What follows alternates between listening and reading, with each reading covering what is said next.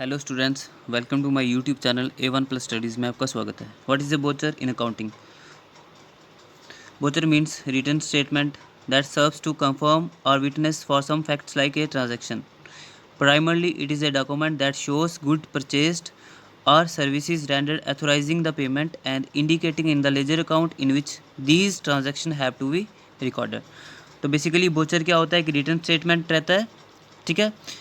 तो ये क्या करता है, मतलब सर्व करता है कि कन्फर्मेशन हो गई है, विटनेस है क्या ट्रांजैक्शन की है, ठीक है।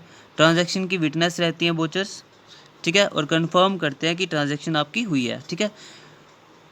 अब ये एक डॉक्यूमेंट भी होता है जो शो करता है कि गुड्स परचेस्ड के बारे में शो करता है, सर्विसेज रेंडर्ड को शो करता है, authorising the payment, indicating in the ledger account in which this transaction have to be recorded. तो ये सारी चीज़ें शो करता है कौन? बोचर। क्लियर? अभी नेक्स्ट देख लेते हैं बेनिफिट्स ऑफ बोचर।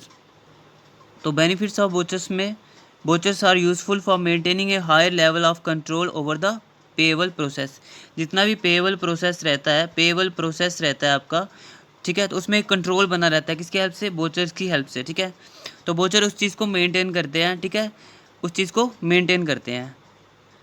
तो सेकंड है several invoices can be paid at once. जितने भी सेवरल इन्वॉइसेस होते हैं उनको हम एक टाइम पे पे कर सकते हैं। किसकी वजह से?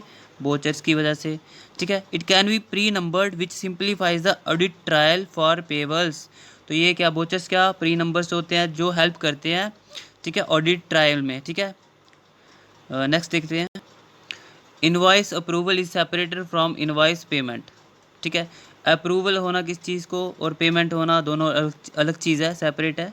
It makes easier to schedule both to maximise efficiency.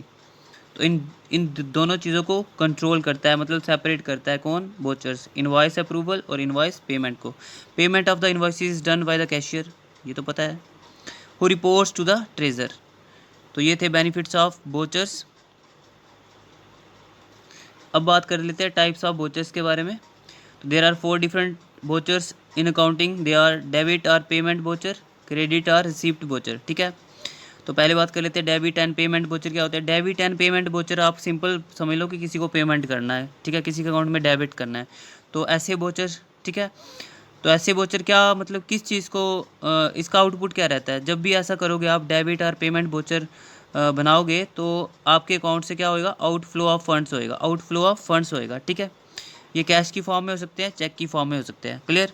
अभी देखो क्रेडिट एंड रिसिप्ट वोचर। तो क्रेडिट एंड रिसिप्ट वोचर में मतलब आप रिसीव करोगे, ठीक है ना, अमाउंट रिसीव करोगे।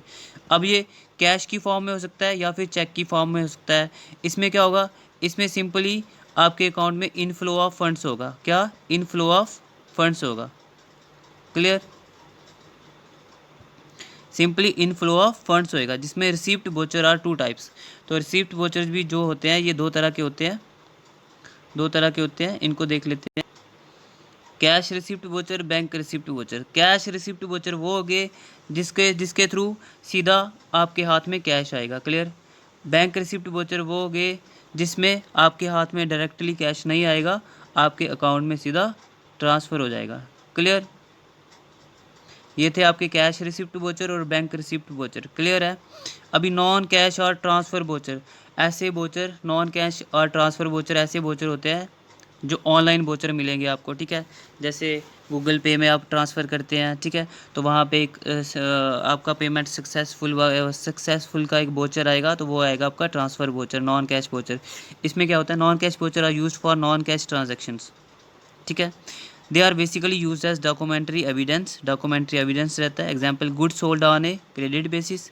इन this cases the cash bank account of the cess is not affected. Clear? ये थे आपके नॉन कैश और ट्रांसफ़र वोचर्स। नेक्स्ट है स्पोर्टिंग वोचर। क्या होता है? Supporting voucher serve as a documentary evidence of the transaction happen in the past.